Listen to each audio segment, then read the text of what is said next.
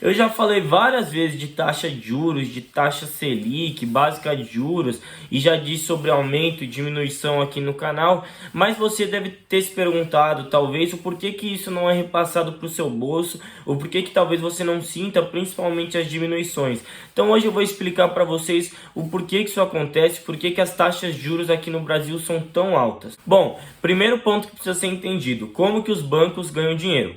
Os bancos ganham dinheiro no seguinte negócio: na diferença dos juros que eles pagam para os juros que eles recebem. Obviamente que os juros que eles recebem precisam ser mais altos que os juros que eles pagam. E essa diferença, que é de onde os bancos tiram dinheiro, é chamada de spread bancário.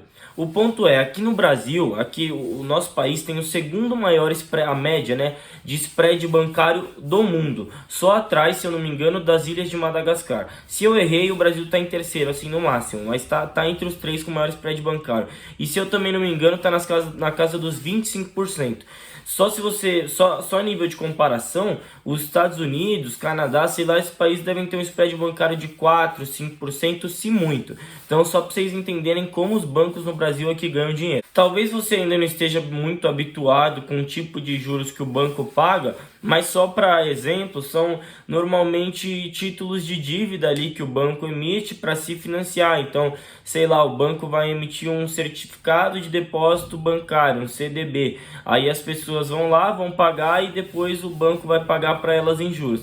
Mas o que o banco paga nesse tipo de título, nesse tipo de certificado, é infinitamente menor do que o banco recebe, por exemplo, em um empréstimo, em um financiamento, em uma... enfim, nesse tipo de operação. Ele recebe muito mais do que ele paga. Agora, o porquê que isso acontece no Brasil? Bom, são três principais fatores. O primeiro fator, que eu acho que talvez seja o mais determinante pelo qual isso acontece no Brasil, na verdade acho que todos têm seu peso, né? É pelo nível de concentração dos bancos. A gente tem 6 grandes bancos, 5 grandes bancos mesmo, que dominam, sei lá, uma fatia imensa do mercado, mais de 90% do mercado. Talvez as pessoas que estejam me assistindo aqui até estejam em uma bolha mais concentrada naquele pessoal que já conhece o Nubank, que usa e tudo mais, mas saindo dessa esfera, a imensa maioria da população aloca seus recursos, por exemplo, na Caixa Econômica Federal, no Bradesco, no Itaú, e isso é um fato. Então eles dominam uma imensa maioria do mercado.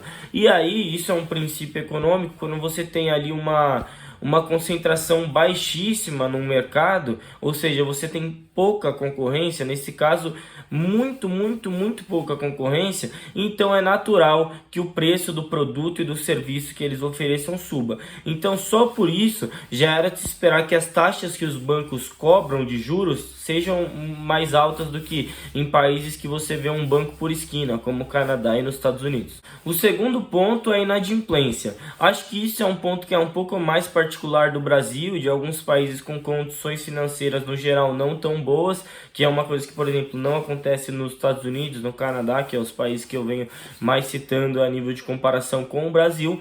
Mas aqui no Brasil, se você não sabe o que é inadimplência, é basicamente aquela pessoa que pega um empréstimo e não paga depois, se torna um inadimplente. E aí, aqui no Brasil, a gente tem níveis de inadimplência que são bem consideráveis e que eles com certeza vão afetar a margem de lucro dos bancos. E aí, o banco, ele não é bobo, né? Ele já faz uma projeção de quantas pessoas ele acha que não vão pagar os seus financiamentos, seus empréstimos e esse tipo de coisa. E aí, quando o banco faz isso, ele fala: beleza, vamos perder dinheiro com esse determinado número de pessoas, essa é a nossa projeção. Então, para compensar essa perda, eles aumentam a taxa que eles recebem de juros. E é basicamente assim que funciona no Brasil.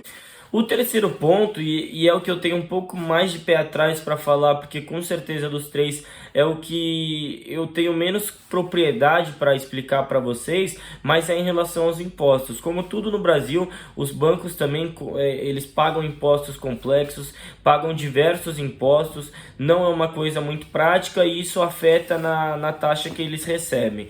Mas assim, eu acredito que nos Estados Unidos e no Canadá também são cobrados impostos, não tão complexos como o do Brasil, não provavelmente impostos mais simples, mais objetivos, motivos, obviamente que isso influencia, mas dos 3 pontos que eu falei, esse é o ponto que eu acho que tem menos impacto ali na hora do banco cobrar as taxas e cobrar os juros. E aí, o negócio é, você deve estar se perguntando, pô, mas será que vai ser sempre assim e tudo mais? Não, eu acredito que não.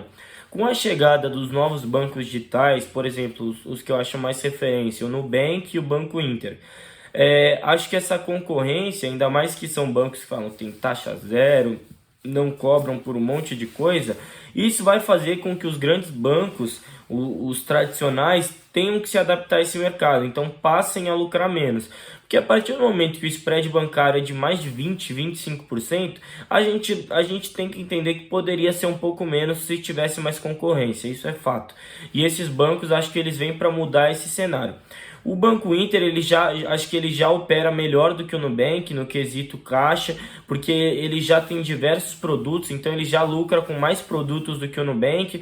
O Nubank ele ainda precisa entender como ele vai pegar essa base de clientes que ele tem e tornar lucrativa. Não sei se vocês sabem, mas o Nubank ele dá prejuízo, porque ele tem uma base de clientes imensa para lidar e ele não tira muito lucro desses clientes. Então ele vai ter que fazer como o Banco Inter e entender como que ele vai conseguir ganhar dinheiro dessas pessoas, dessa base de clientes, porque esse negócio de taxa zero não sustenta o empreendimento por muito tempo. É que como eles são acho que não sei se pode ser considerado mais uma startup, mas enfim, eles ainda recebem aportes de investimento e eles conseguem se manter. Mas de qualquer forma, esses novos bancos digitais eles vêm para mudar esse cenário, mas ainda tem muito caminho para andar aqui no Brasil. Então era isso que eu tinha para falar hoje, pessoal. Espero que vocês tenham gostado do vídeo. Dá um like, se inscreve, comenta. Hoje à noite eu vou gravar um bate-papo com um cara de Investment Banking, que é uma área muito fera de trabalho dentro dos bancos. Esse bate-papo deve sair na sexta-feira ou no sábado. Então é isso, pessoal. Valeu!